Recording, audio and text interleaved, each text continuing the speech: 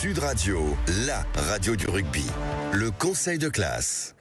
Le conseil de classe avec 2 votants aujourd'hui. C'est David Gérard et Quentin Cabanis. Ah. Ça va, David? J'ai pas envoyé le message. Bah oui. David Gérard et Quentin Cabanis. J'arrive. Et monsieur le proviseur ce soir, c'est Clément Combe, monsieur le proviseur, qui va devoir trancher s'il faut trancher. Bonsoir, monsieur Priam. Bonsoir à tous. Bonsoir. Comme ça. Je prépare les auditeurs. Il est proviseur, il a le droit. Je prépare les auditeurs pour l'après Parce match. que le pouvoir lui donne des autorisations. Bravo. Bah bien sûr. Oui, vous bravo. êtes simple professeur principaux, David Gérard et Quentin Cabanis. Quel mépris de classe. Il y a 3 catégories, les avertissements, les compliments, les félicitations.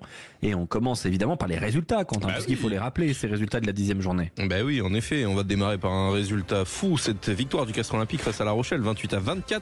Dans les autres matchs, succès de Toulon face à Bayonne, 39-19. Succès à l'extérieur pour Clermont face au Loup, 30-22. Montpellier a battu la section Paloise avec le bonus offensif, 30-3. Succès bonifié également pour Toulouse face à l'USAP, 41-9.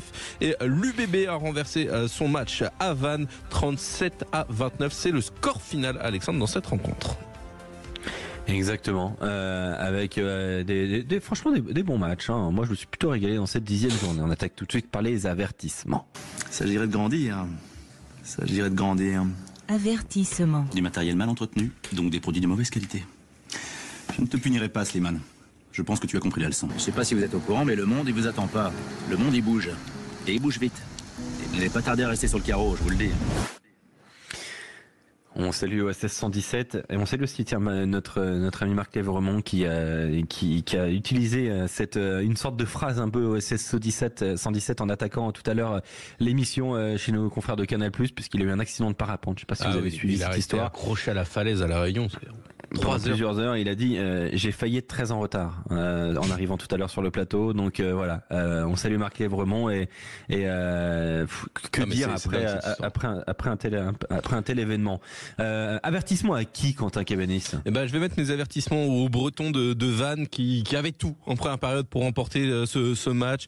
Une avance folle avec 29-0 à la 38e minute. L'UBB qui n'existait pas dans cette rencontre et Vannes qui a complètement perdu pied en seconde période. Je suis pas sûr que l'arbitrage soit à remettre en cause. Même je pense pas que ce soit l'arbitrage qui soit à remettre en cause dans cette défaite de Vannes. Je pense que Vannes doit grandir et très vite s'ils veulent espérer pouvoir se maintenir. Je pense qu'une seconde période comme ça, ils n'ont pas le droit s'ils veulent espérer se maintenir en top 14. C'est pour ça que j'en mets mes avertissements. Avertissement donc. Eh bien, à Vannes, David, t'as fait un autre choix. Oui, Pau. Alors j'ai mis Pau. Aussi. Pourquoi? Parce que je trouve qu'il s'étiole. Plus le temps passe, plus j'ai du mal à trouver du sens au jeu palois qui est vraiment de qualité, mais c'est que des épiphénomènes. J'ai du mal à retrouver de la consistance puisque je les trouve quand même assez fragiles cette année. Et voilà, et on voit pour preuve cette défaite, grosse défaite à Montpellier parce que le 30-3 face à Montpellier qui en ce moment alterne le chaud et le froid. Voilà, c'est pas une défaite de 1 point quoi. C'est vraiment une claque. Et puis laisser le bonus à la 84e. Ouais. Monsieur le proviseur se tournait les pouces jusque-là, il intervient immédiatement, monsieur Combe. Il faut faire un choix entre Vannes et Pau. Ce sera Pau. Je suis tranchant aujourd'hui, je n'ai pas besoin d'argumenter. J'entends parfaitement les deux argumentaires et celui de David me plaît plus. Voilà, en gros, la traduction c'est Quentin, je te déteste. Ça c'est peut-être parce qu'il a perdu ça. Mais après c'est parce qu'il a perdu honteusement le haut de l'affiche. Ça. Voilà, il y a une sorte de voilà. Avertissement donc à Pau, David Gérard donc qui remporte les avertissements. On passe tout de suite aux compliments. Tu vois, rien n'est jamais perdu. Mais pour ça, il faut beaucoup travailler. Hein, ce n'est pas à sens unique. Compliment. Je savoure le moment et j'ai bien envie de faire durer le plaisir. Compliment à qui, David Gérard? Alors, j'aurais pu mettre Bordeaux pour sa remontada, mais je vais mettre Toulon. Toulon, pourquoi? Parce qu'ils ont joué l'équipe en forme.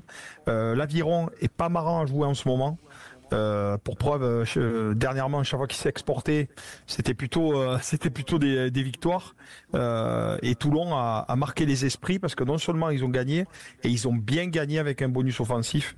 Et mettre 40 points à l'Aviron en ce moment, c'est pas donné à tout le monde.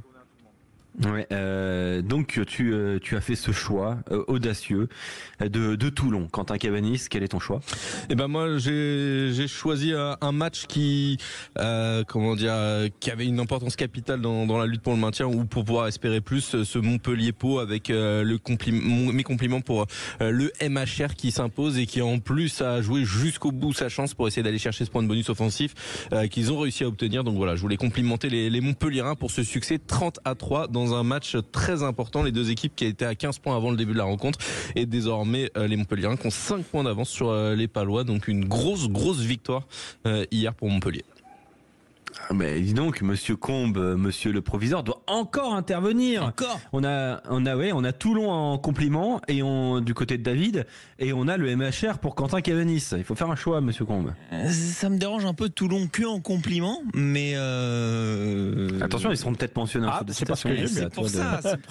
C'est parce que j'ai mieux. Allez, Montpellier en compliment.